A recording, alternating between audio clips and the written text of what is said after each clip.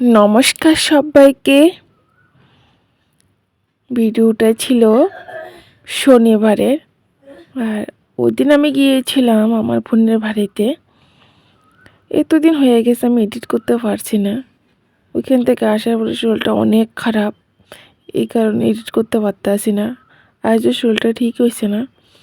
তারপরে তো আমার ফেসবুকে ভিডিও ঢালতে লাগে, আর সব রকমের সবটা ভিডিও নিতে পারছি না।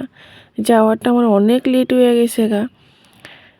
সে আমি এখান থেকে উদয়পুর থেকে রওনা দিয়েছিলাম 3:45।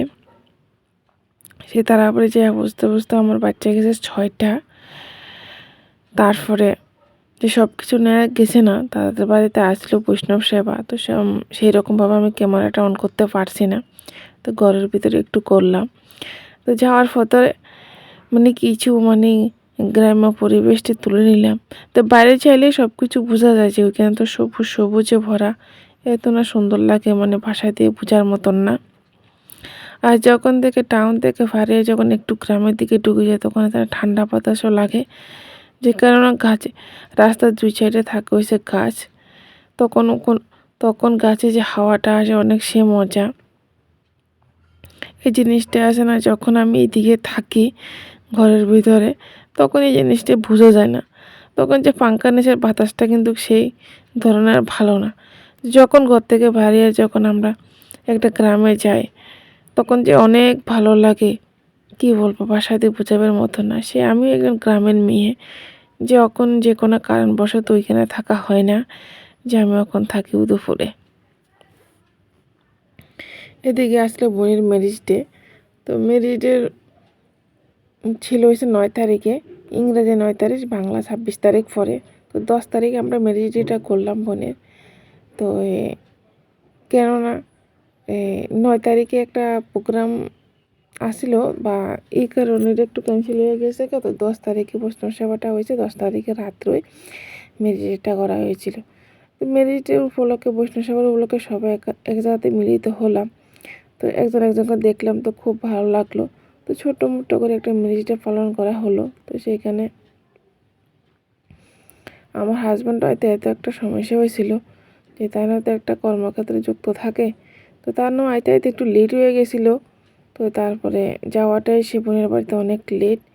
তো ওই দিনও ম্যারেজ ডে শেষ টেস করে রাত্রে ঘুমাইতে বাচ্চা গেছে গা 2টা। সেই সকালবেলা ঘুমাতে উঠটা ঠিক বোনের বাড়ির থেকে আরেকবার খাইয়া 8টার দিকে রওনা দিয়েছি উদয়পুরের উদ্দেশ্যে। যে কত না কষ্ট জার্নি করে গেলাম। যাওয়াটা কিন্তু গাড়ি করে গেছি না, গেলাম হচ্ছে বাইকে করি। তো বাইকে আমরা 3জন বয়ে যাওয়া, তো সেই কষ্ট হয় এত দূর। এমন না যে একটু কাছের রাস্তা 30 মিনিটে, তাই না, 2 ঘন্টা লাগিয়ে গেছে গা। তারা বাড়িতে যাওয়ার পরে সবাই তো একটা অনুষ্ঠান আসছিল, খুবই সবাই একটু বিচিয়ে আসছিল, অনেক পরিশ্রমে ক্লান্ত ছিল। আর এদিকে দেখো আমার হাজব্যান্ড বলতে আসে না, আমি যেতাম না, তুমি যাও, যে তারা কেক কাটার সময়। তো তারপরে না, তুমি যাও, না যালে কেমন করে হবে। তো এইদিকে আমি একটু একটু করে বোনের অ্যালবামটা একটু ফটো করে নিলাম।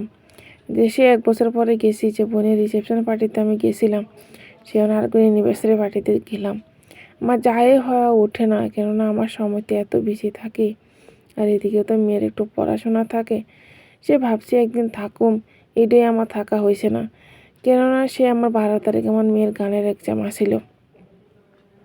তো আজ তো বাজে 13, আজকে তো 13 তারিখ, কিন্তু এই কারণে আয়া পড়ছি। তো সময় যদি একদিন মিলে তাহলে যাবো আরেকবার ঘুরতে তাদের বাড়িতে। এতটুকু শেয়ার করলাম তোমার।